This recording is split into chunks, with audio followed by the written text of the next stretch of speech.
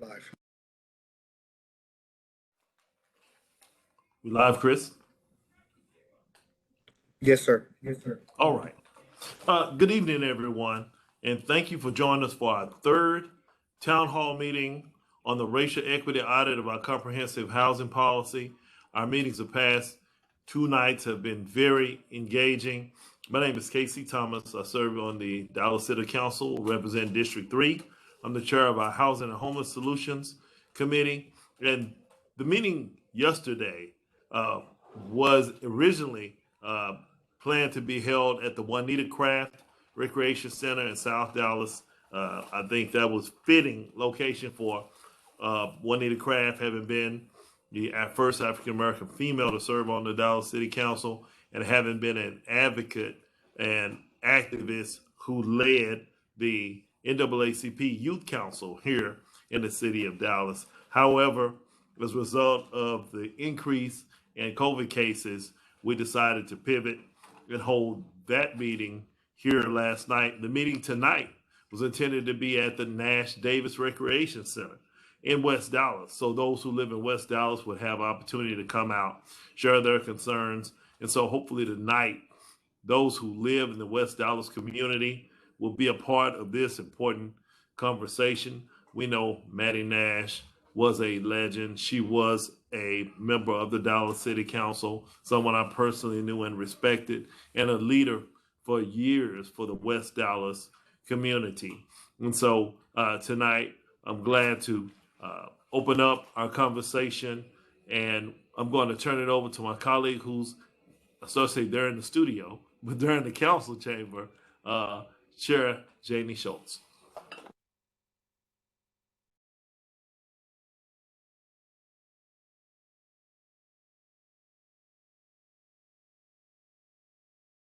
Chair Schultz, can you hear me?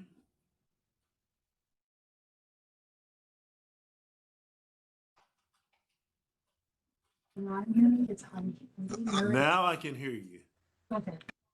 Okay, turn it over to you.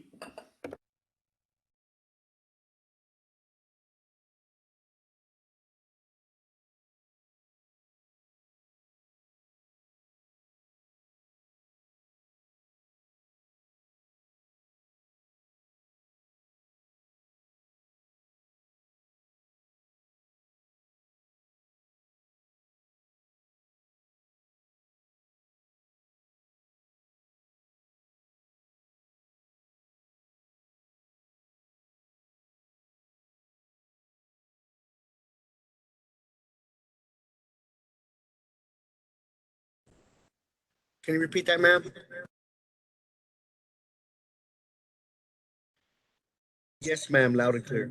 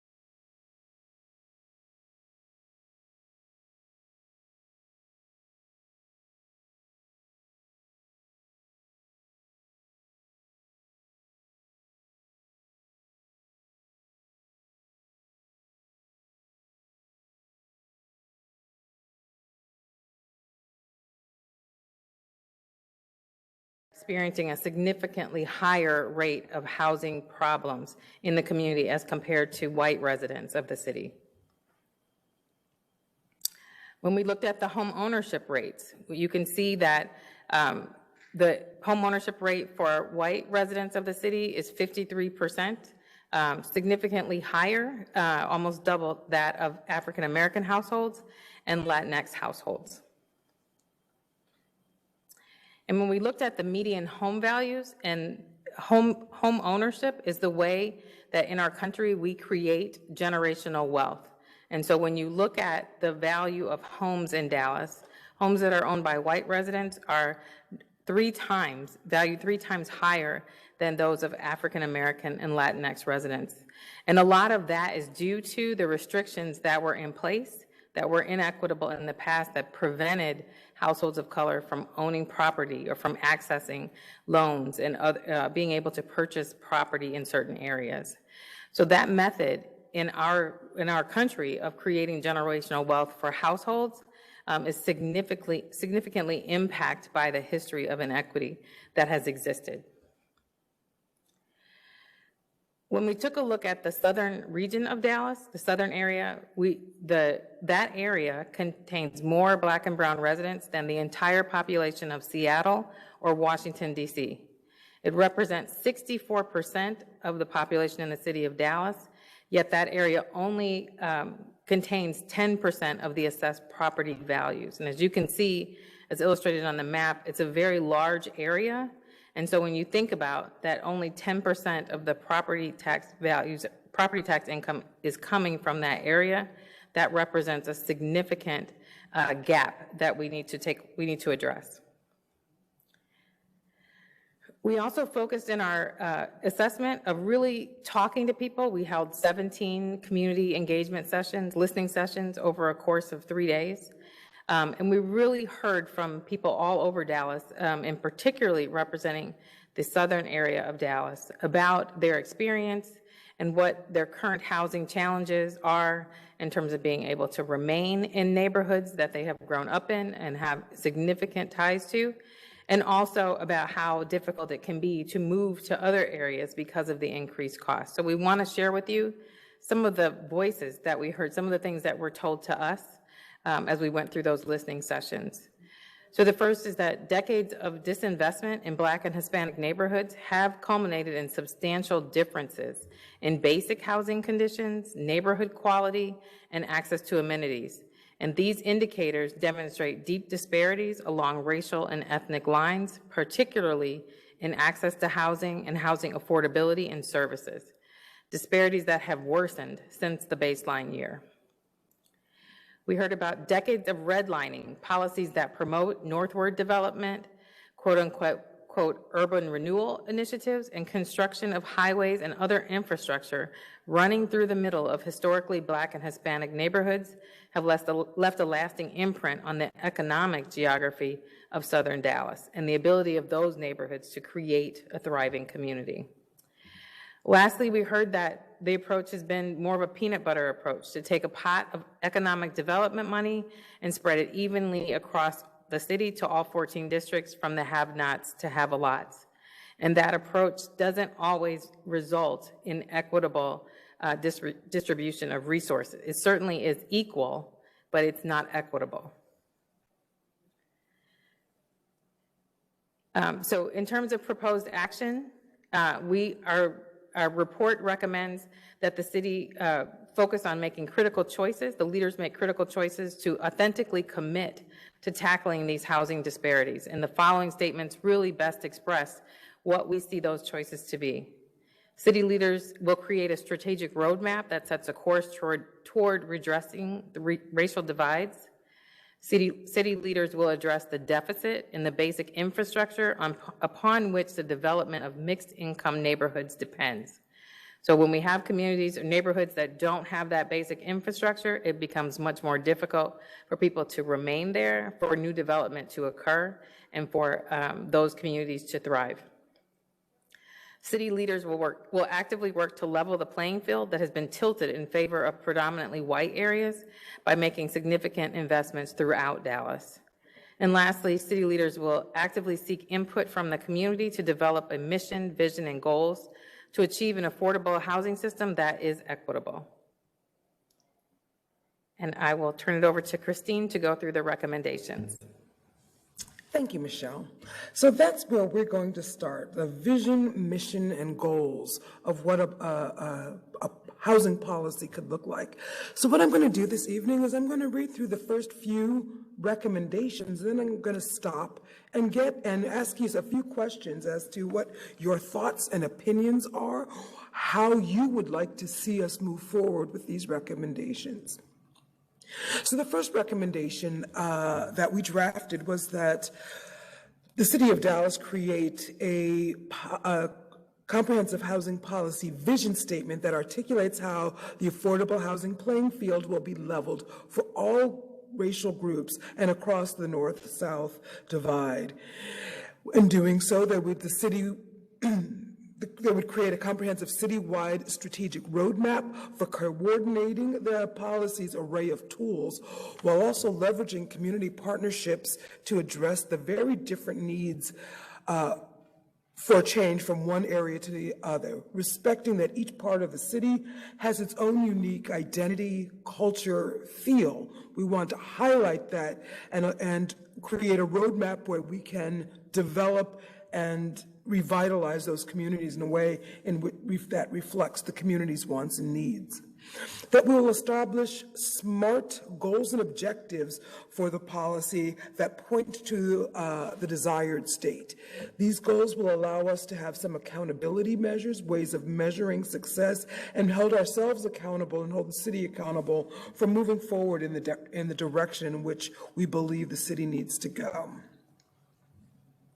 The next recommendation is that we strengthen linkages between the housing policy and neighborhood revitalization strategies that leverage infrastructure improvements, economic revitalization, and mixed-use master planning to build a foundation for increasing generational wealth in historically Black and Brown communities. One of the things that the historically white communities have is that they've been able to pass property and assets on from generation to generation. Some of the structures in not only Dallas, but in cities across the U.S.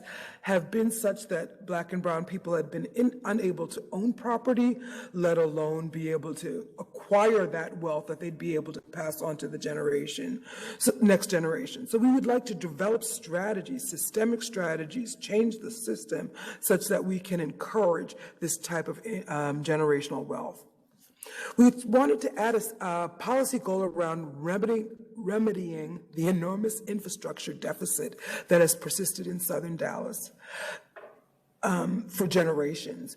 There are areas of the city where there is not running water or electricity or high-speed broadband or other utilities that make it impossible to actually develop there, let alone allow for people to stay in those communities and thrive, or have people move into those communities in such a way that they would be able to increase the overall assets and valuation of that part of the community.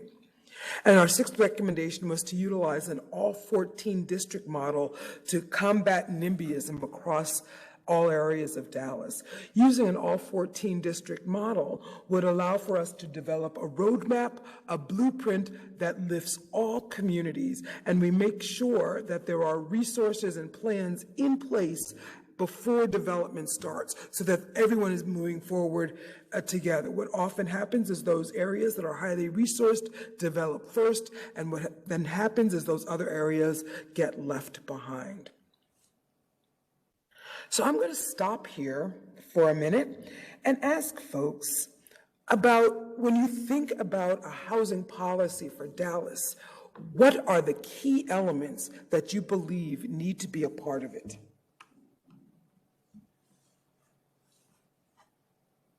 Are there comments from the line?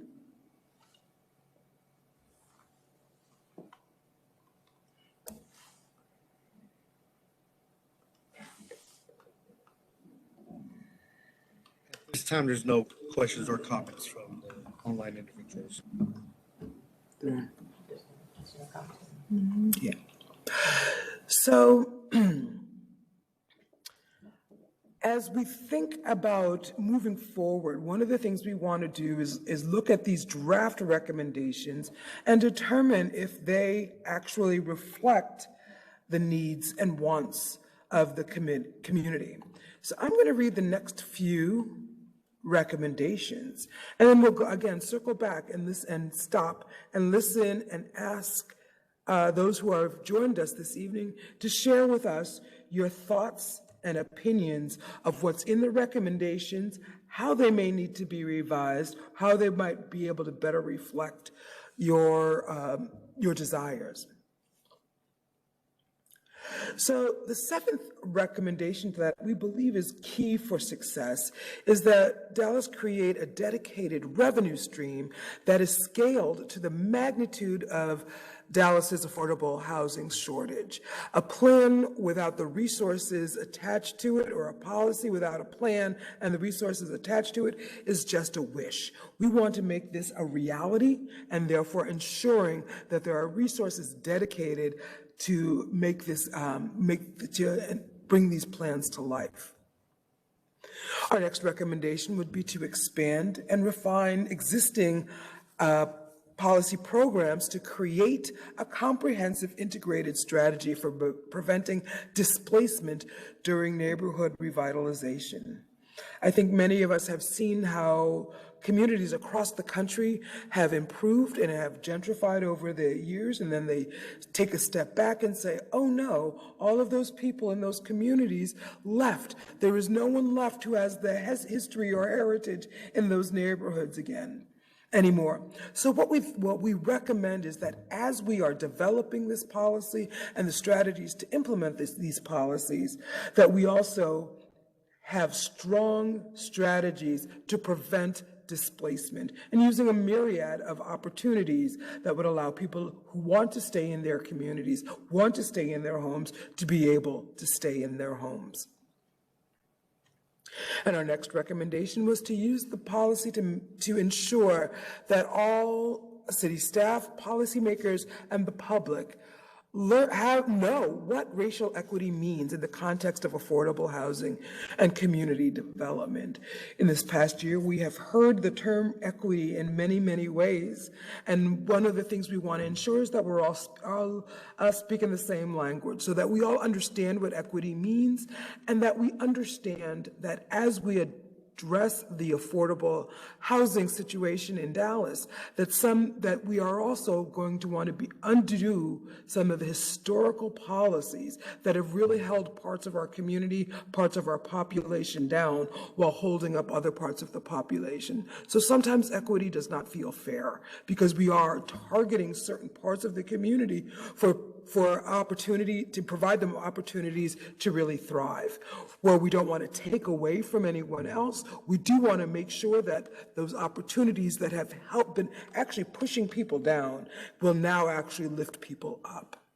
There is a question from Nathan Townsend. He's going to be unmuted. Sure. Ma'am, we have a question from one of the individuals online.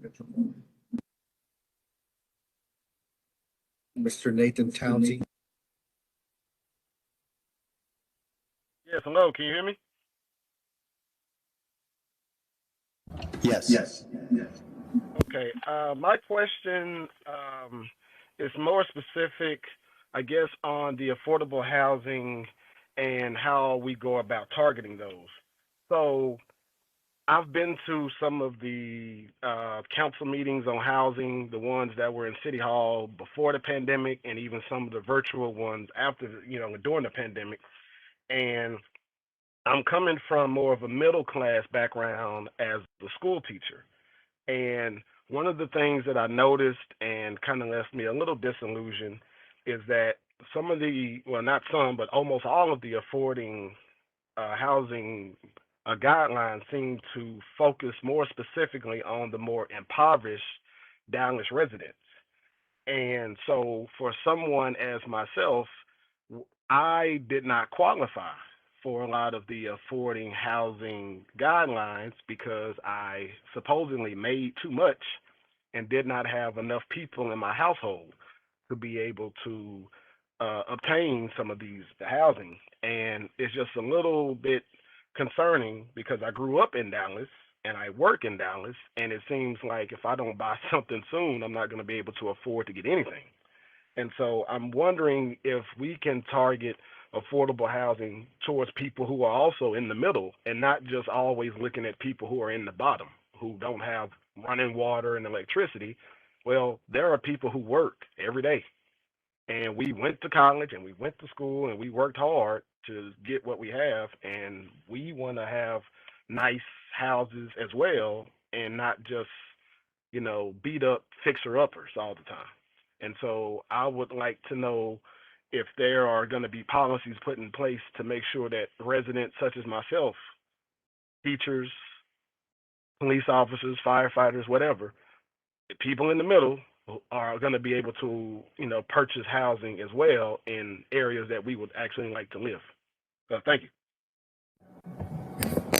Thank you very much. This is Janie Schultz, a council person. I am so glad you brought that up because what you're reflecting is actually a national crisis. It's called the missing middle.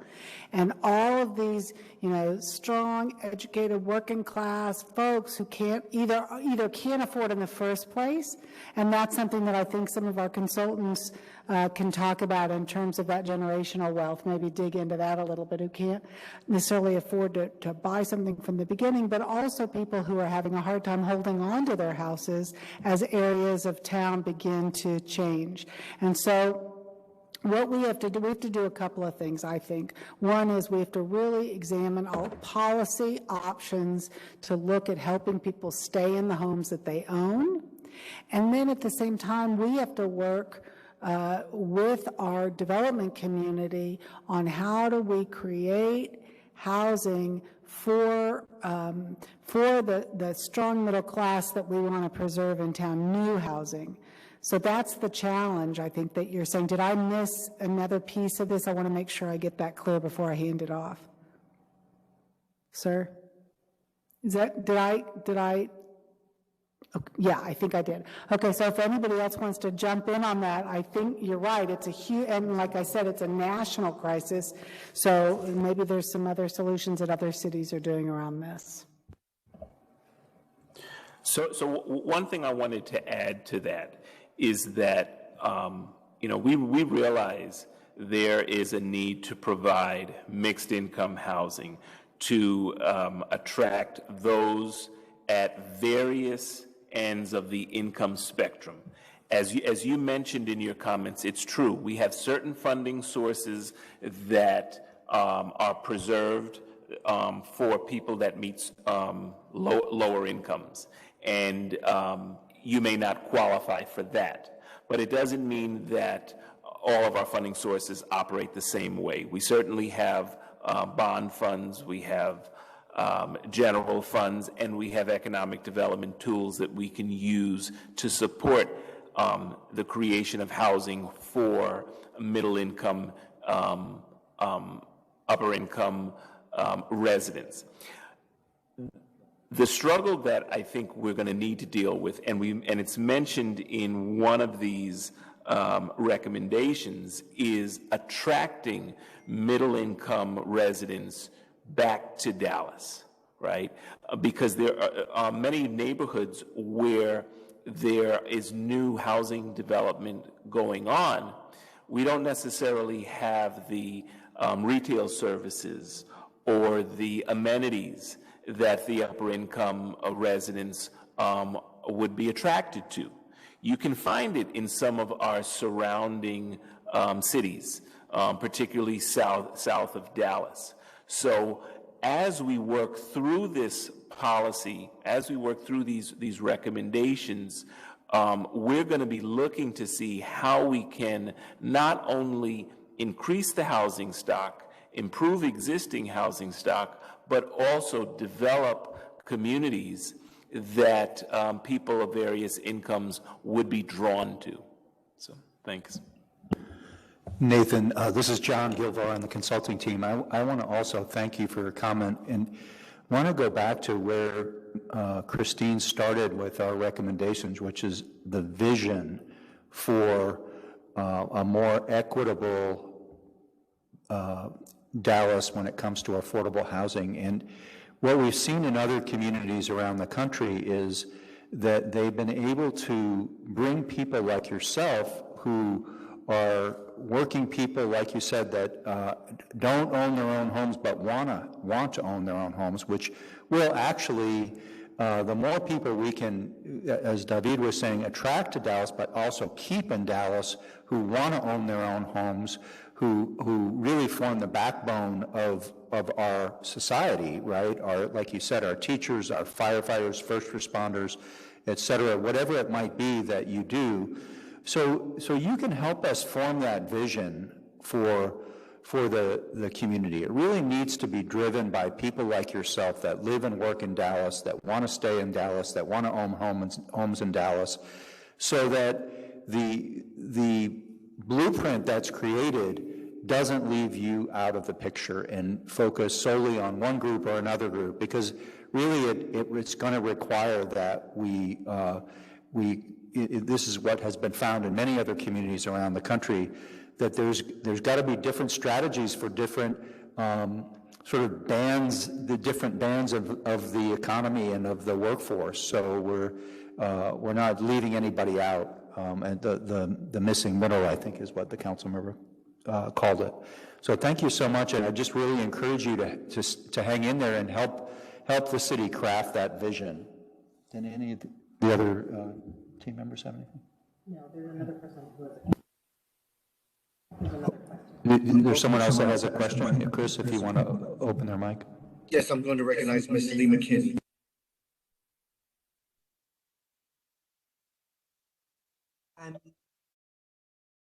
Can you hear me? Yes.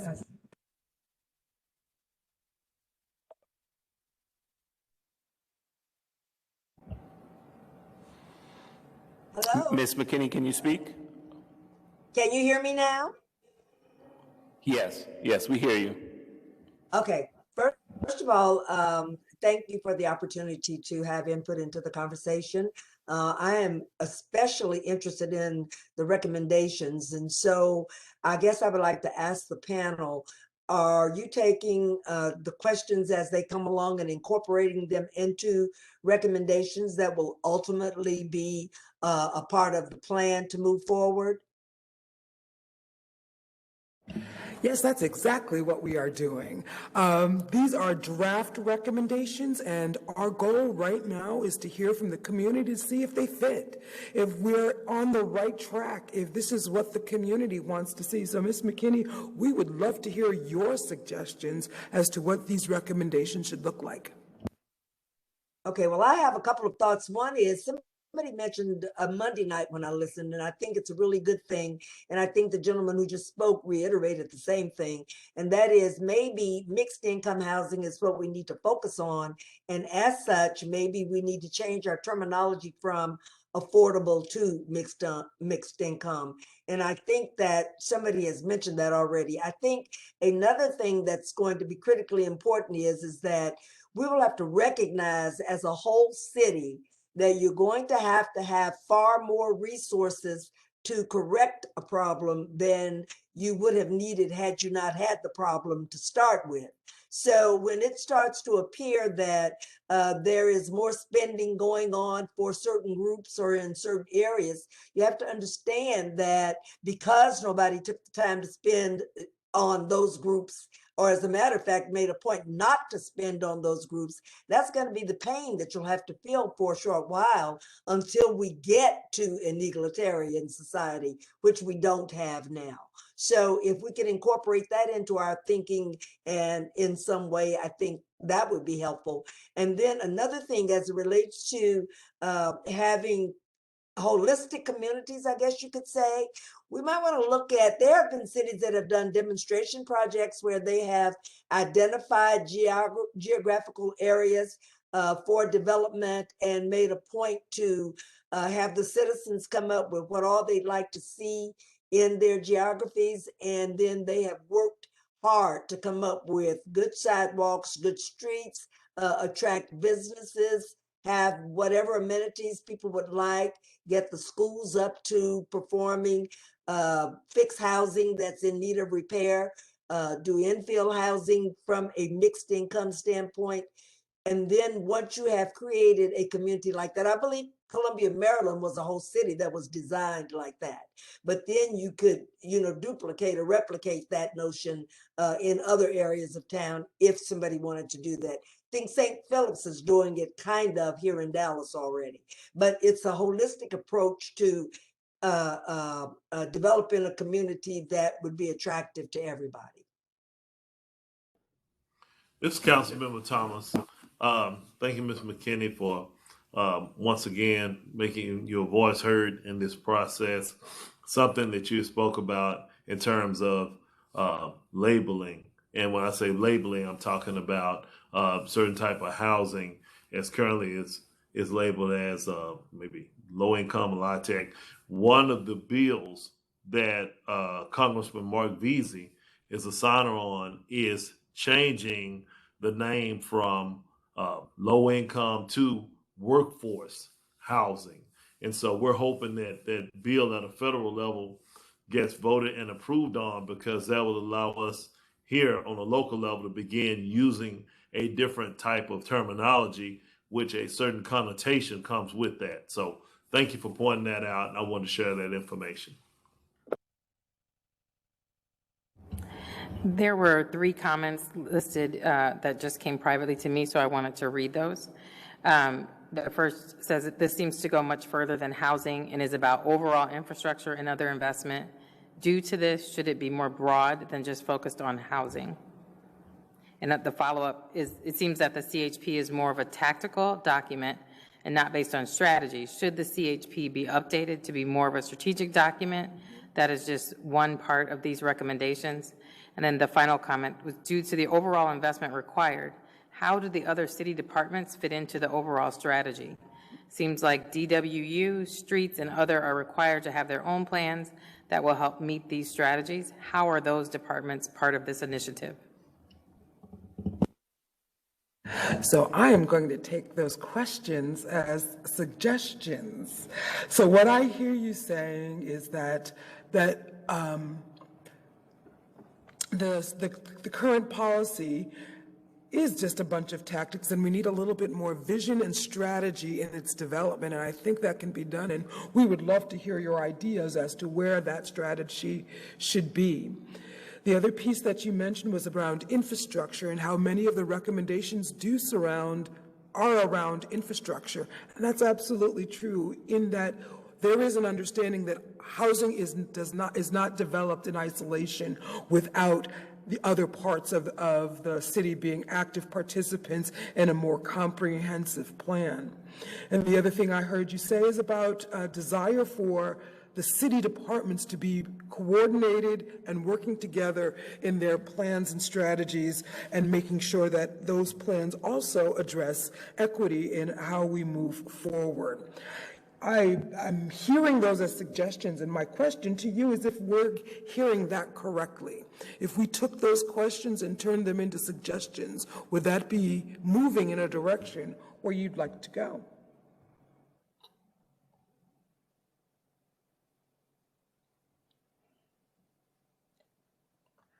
Are there other questions on the line? I want to also just piggyback on that for one thing, and I think that maybe within the recommendations or ways that we can also look at it is part of the reason that it's so hard for us as a city to get things done sometimes is because we're making, broad statements citywide. And sometimes it might be worth it to look at particular neighborhoods and go a deep dive within them and do a full evaluation of its, the assets and the deficits and all the things that we need to fix and all the really good points that Ms. McKinney brought up, as well as the recommendations here. So it could be that at the same time that we're going, horizontal across the city, we go vertical in certain neighborhoods and really create some pilots. And some neighborhoods may not need infrastructure work as much as they need something else. And so that might be another recommendation as you go. It might be part of the district by district evaluation of how we do it.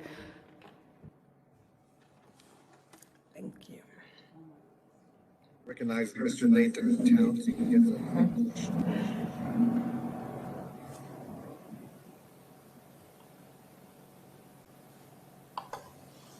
Yes, hello. I did have another more targeted suggestion to piggyback on what the City Councilwoman just mentioned to look at specific neighborhoods. Well, I went to Townview. I was actually, we were the first graduates to ever graduate from Townview in 1999. And so I know that the area that is directly across from Townview is a historical recognized freedmen area. And just knowing that was one of the first areas in Dallas, along with Uptown, where the first freed blacks located and built schools, housing, churches, etc. That could be a very great area to focus on in getting people of color, particularly African Americans, if it's a freedmen area, in that particular area, just to honor the legacy of the freedmen, and just to also just to get more residents who are working class in that area as well. Maybe that will just be like a good area just to start. Thank you. Yeah, this is Councilman Thomas. That's a good point.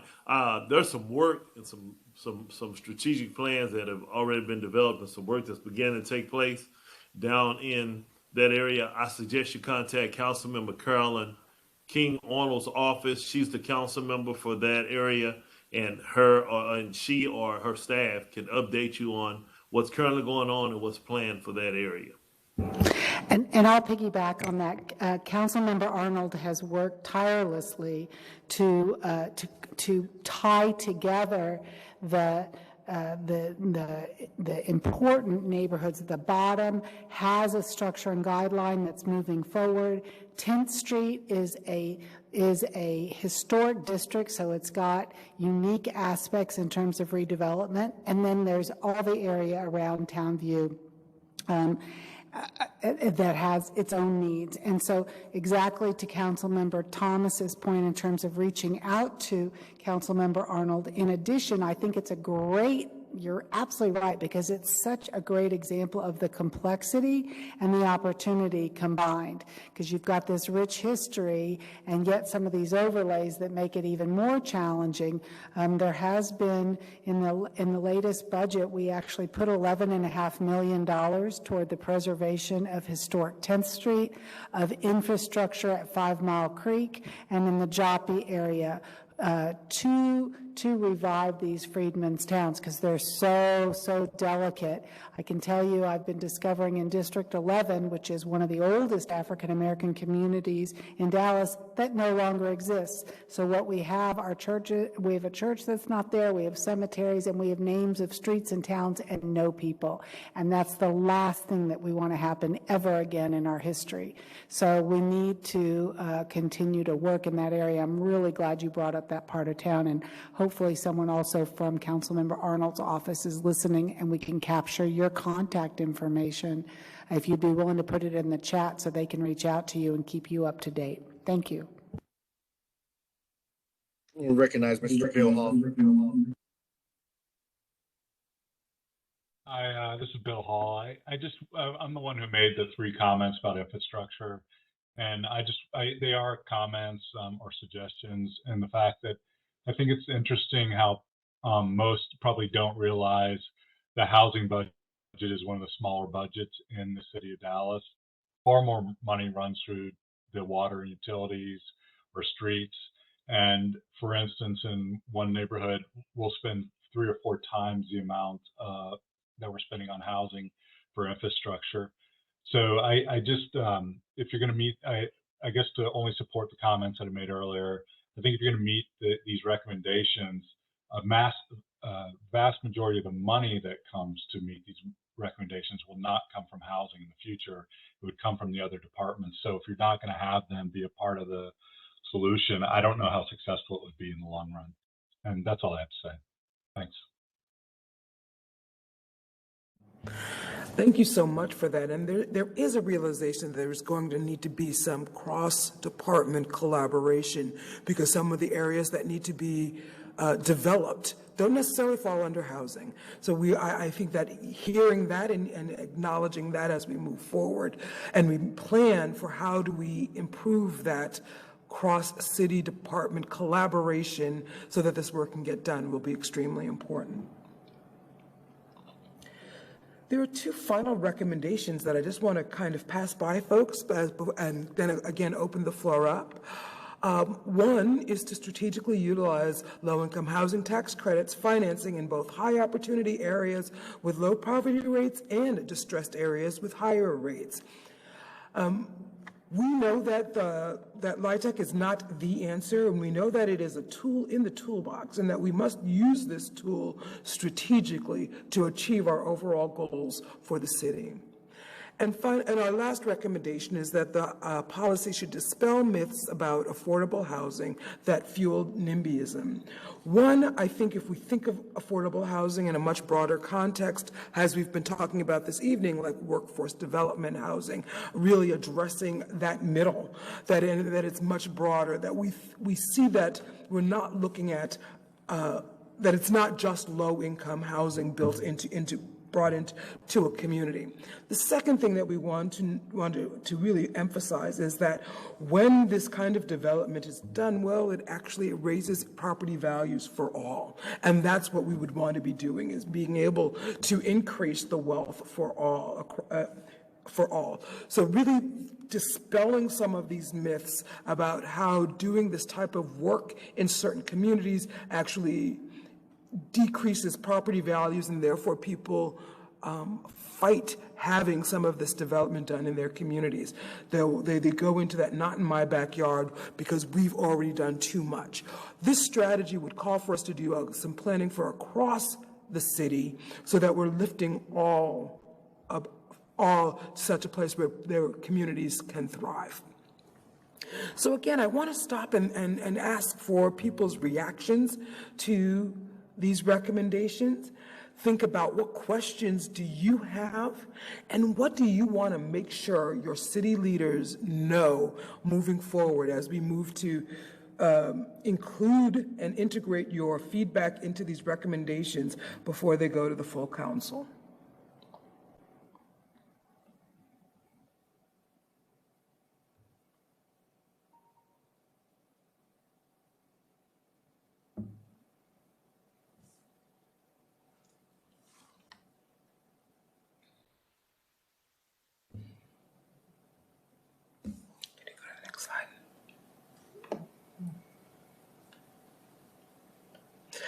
So this does not stop here. We would like your continued community input, and there are various ways that you can provide this community input. You can call Housing and Neighborhood Revitalization, and we've put the phone number here. You can visit DallasHousingPolicy.com, where you can actually see the full report that we drafted with those recommendations. And you can email housingpolicy@dallascityhall.com with your ideas, your thoughts, your input, suggestions. As we're moving forward, we are continuously integrating the community's thoughts. There will be other opportunities for community engagement because we know that this is not it. I believe that the Housing Department is dedicated to continuously hearing from the community, and they want to hear and want you to be part of this process.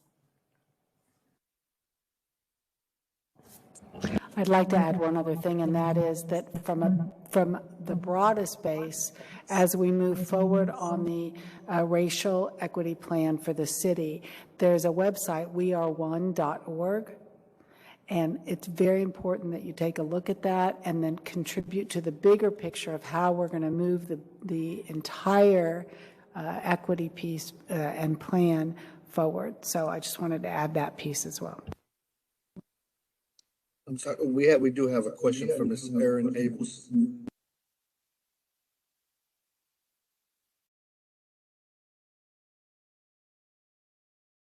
Mr. Abelson? Yeah, thank you. This is Aaron Abelson, a resident of Dallas, and Um, I think, I think we're all aware that the scale of need that we're talking about here is far in excess of what's ever been budgeted for housing in Dallas out of the city budget before, and reflects a need that will require funding commensurate with that need. And I'm curious sort of what models exist for the scale of funding that are required, whether it's bond programs like some peer cities are working on, or budget allocations or reallocations or other sources. I think it's really important, and I'm grateful that this study is happening. And whether it's the consultants responding regarding models from elsewhere, or council members about how you're thinking about this heading into upcoming bond cycles and budget cycles. How do we as a city put the resources together that respond to the scale of the need that This is John. Thank you very much for that question, sir. One of the things that we tried to emphasize in the report is that, and Christine alluded to this earlier, there needs to be a vision and a blueprint, but that vision and blueprint have to be funded. And you hit the nail on the head when you said that the historical amounts that have gone towards housing, for instance, in past bond packages, are not commensurate with the problem. You could have written part of our report for us, actually. So we couldn't agree more with that. Some examples that we cited in the report are Atlanta, Seattle, down I-35, Austin. I believe, I don't have the numbers right in front of me, but I believe that the Austin voters in 2018 passed an affordable housing bond package that I believe was about $200 million. I'd have to check on that, but it was in the hundreds of millions. That kind of scale is what you see in Seattle. I think the Seattle bond package that passed in 2016 was even a little bit bigger than that. But that's really the kind of neighborhood that other communities are looking in. And then they're also recognizing that it's not a one-shot deal. In fact, I believe that there was another bond package for transit in Austin, just because, citing that because it's nearby, where they had a whole dedicated funding stream in the transit bond for displacement mitigation, because they realized that when they put in new light rail stations, the value of the land around those stations was going to skyrocket, and it would put pressure on people. For example, seniors and other people that have lived in the neighborhood for a long time who would be squeezed by the increased property taxes in those areas. So there is a growing realization around the country that the kind of initiatives that we talk about in the report require a big scaling up of public investment.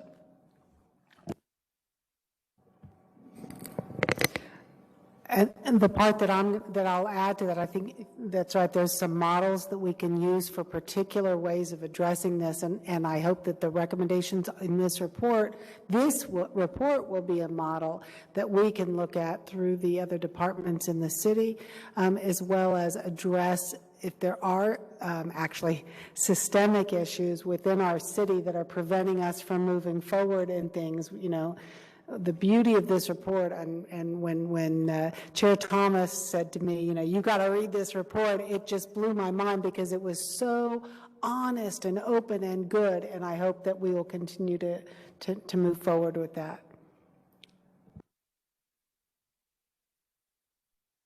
We have another question from Ms. Lee McKinney.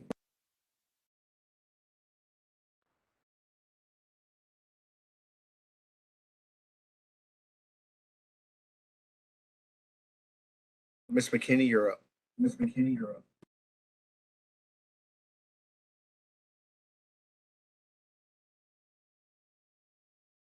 I'll come back to her. We do have another question from Nathan Townsend.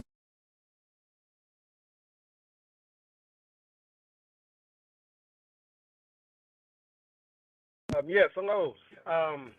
My question was more, what does success look like in terms of the numbers of new residents that you want to place in the neighborhoods across the city? Is there a specific number of African Americans or Latinos or, you know, just residents in general?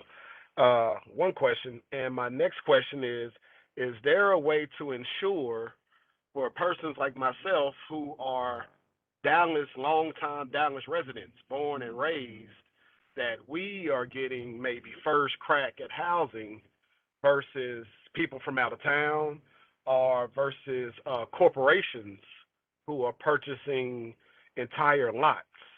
And so I would just like to know, is there a way the city is going to address to make sure that residents of Dallas, maybe 10 years or more, maybe that needs to be a criteria. Maybe if you've been here 10 years or more, 15 years or more, 20 years or more, maybe you are first in line to get housing instead of someone from California, New York, Florida, or whatever. Thank you. So the recommendation would be that, yeah, that there would be a strategy such that you would be able to be, that you would not be displaced out of Dallas, that you would not be required to move out or priced out of a community that you'd want to live and thrive in. In order to do that, we need suggestions, input, and vetting of models that are presented to the city to see if they would work in our communities, in the Dallas communities, because there is not a plan that we could lift from another city and just overlay on Dallas. We are, one of the recommendations that we make is that the city be committed to being able to prevent that kind of displacement that you're talking about. In terms of numbers, no, we don't recommend that a city come up with a certain set of numbers for each part of the population, rather that we create neighborhoods such that people want to be there in such a way that reflects their culture, reflects their community, reflects their identity. And when you create those environments that are defined by the community, for the community, you find that that part of the population remains in that community. Thank you for your questions.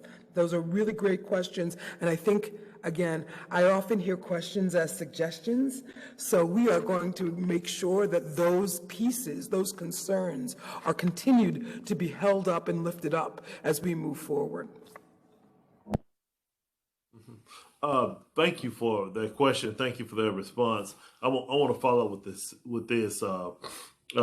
Mr. Edwin Robinson, when he came down on Monday, he made several good points. One was about as we move these recommendations forward, having this community engagement process where we can really get a lot of positive input, but building a coalition of the willing, individuals who live in all 14 council districts who see the value of these recommendations that are being submitted from a racial equity point of view and making their voices heard to their council members, that they feel that this is something the city should adopt as we move forward through this process to hearing the recommendations, to discussing them, to voting on having them included in the comprehensive housing policy, and then most importantly, the implementation of these policies. We discussed it a little bit last night, but I think it's going to be really important as we look at implementation and accountability from the standpoint of instituting this within the fabric of the city. In that way, regardless of who the council members are, that this is a priority moving forward to level the playing field here in the city of Dallas when it comes to housing and housing opportunities, and also wealth development, home ownership, which is one of the keys to wealth growth and development.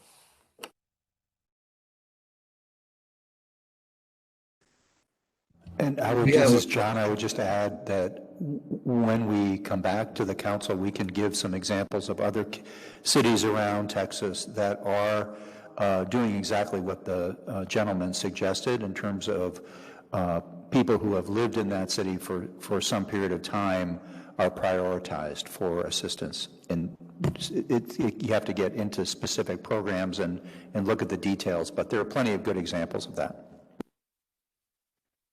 We have a question for Mr. Ron Stinson. Good evening. Can you hear me? Hello?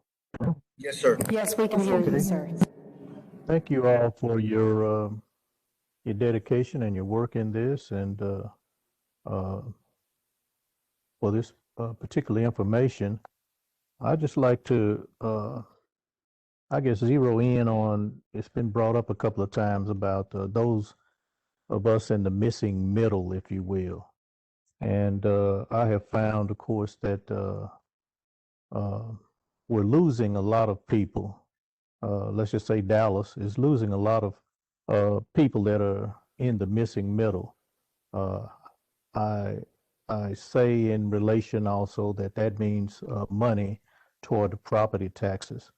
And this is because, just as a gentleman brought up a little while ago, is that you just don't find enough housing that is geared toward that. And it's not that, especially speaking of in the southern sector of town, it's not that we can't afford it.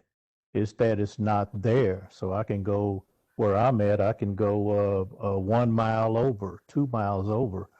And there are actually, saw today, there's actually new construction on homes anywhere from 350 as they listed to 500K. And people are buying those homes. Why couldn't that be in Dallas? So a lot of these strategies that come up, I think miss those particular people in that group. And then quickly, one thing I'd like to just suggest and keep on the minds of the presenters. One stated something about dispelling the myths and not in my backyard.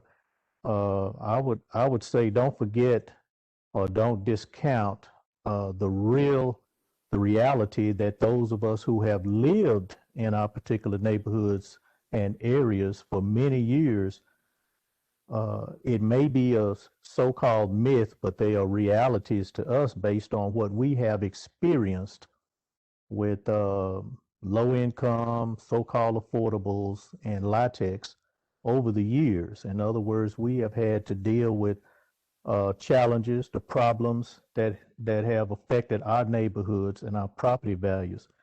And if latex, affordables, or low incomes actually increase property values, then where is the proof that you can present that would allow others to consider who own their homes that prove this? But our reality says, hey, we've had to deal with too many of them being placed in our area, in our neighborhoods, and we've had to deal with that. So I say, hey, you've got to respect particular areas and people's lived experience with that. And if you think that we are wrong, then present us with the information. One last thing, a lot of the planning staffs I have found change up continuously. So people do not know the history or the people in a particular area when zoning or these type of developments are coming in. Therefore, you're continually trying to hope they will respect what people bring to them. And a lot of times, I believe a lot of problems could have been prevented if the staffs either adhere to past land use studies that were agreed upon and implemented by some of the residents, or if they just understood the history themselves, or if the departments provided training on the history of particular areas. And this is what people would like, and therefore try and work with the communities a lot better. Otherwise, I commend you all for having this, and the councilman and his staff, and for everyone that's worked on this. Thank you for allowing me to have my input. Thank you, Mr. Stinson. As always, you have wisdom to share. I think that there's a couple pieces that we can take away for sure of what you're saying. One is that as we move forward with Forward Dallas, it's going to be very important that that community engagement piece to understand the history of neighborhoods when the staff comes out and they're working on the overall city plan, as well as neighborhood planning. I know that's one of the things that's high on the council's list, to be able to sort of re-engage in the neighborhood planning process. The second thing that I'll add is, I think sometimes with the experience with LIHTC, and in fact the diminishing property values of the single-family homes that are in the area, it's not because the apartments near you are subsidized, it's because they're deteriorated. And that could be whether or not they're subsidized. And so what we have to do as a city is make sure that property owners, no matter who they are not allowed, especially multifamily property owners that are near single family, they are not allowed to let their properties deteriorate at all. And so that's where we have a fantastic code department that's really working on policies that will keep that from happening. When those LIHTC properties that you referenced, when they were first built, they didn't do anything to hurt anyone's property values. It's later on when there's poor management and crime happens and all those kinds of things. That's what brings down a neighborhood. It's not the fact that it's a subsidized property. So that's what we need to really work on throughout. Now, I understand why neighborhoods don't want that, because they see, a 30-plus-year-old property that's never been taken care of. It's just been milked for whatever it's worth, and the crime is up and all of that. So, so that's the reason they don't want multifamily at all. But I assure you, when it's brand new and clean and properly maintained, we know statistically, and there's plenty of evidence that we can show economically, that that mixed income and mixed types of housing actually are stronger economically than any single use kind of neighborhood, even if those are fancy houses.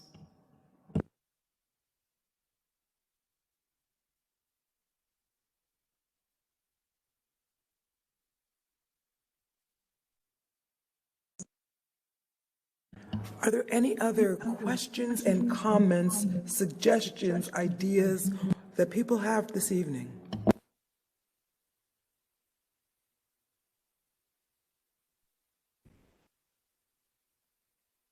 No, ma'am, there are no more questions or other comments. All right, Councilman Chair Schultz, do you want to make some closing remarks before I close out? No, sir, I'll leave it to you. Thank you. All right. Well, I want to say thank you. Once again, this has been a very engaging conversation. I want to thank everyone who's participated. We should have the link up from Monday, if not yesterday, today, or no later than tomorrow morning. We want to make sure that individuals who may have not been able to participate on Monday or Tuesday have an opportunity to go back and watch this. I'm going to go back and watch it, and I encourage everyone else to go back, hear what's been said, think about how we can make housing better for everyone all throughout the city. Tomorrow night will be all virtual. We won't have the auditorium available for individuals other than our presenters. If they choose to be set up in that space, it will be all virtual tomorrow night. And so our intent was to have it at Thurgood Marshall, which is in District 3 in the Oak Cliff area. But however, we're still dealing with these increase of Omicron variant cases, and we want to continue to keep everyone safe. And so we're going to do our last town hall meeting tomorrow night. It will be all virtual. The link has been shared, and we'll share it again for anyone who would like to participate. This is your city. We want you to make sure you let us who are elected to represent you know what you think is important as relates to housing in the city of Dallas, because as has been stated again and again, home ownership is the first key to wealth building. And so we want to allow everyone who can afford a home to be able to have a home. And we're aware that there are many people, some of our millennials and young adults and young professionals who don't want a house. They would rather be able to have a nice apartment or a townhouse where they can just pay rent and not have to worry about the maintenance. So we have to be mindful of that. We have seniors who now are empty nesters or may be widowed who don't want the responsibilities of maintaining a home. We have a number of senior living apartment, multifamily complexes that are here, and there's a desire, need, there's a waiting list for more. And so we want to be open-minded to all forms of housing and making sure that it's at a rate that individuals can afford. So thank you, everyone, for joining in. Continue to stay safe, wear a mask in public, make good, safe choices, and we will be with you again tomorrow. Thank you so much. Have a good night.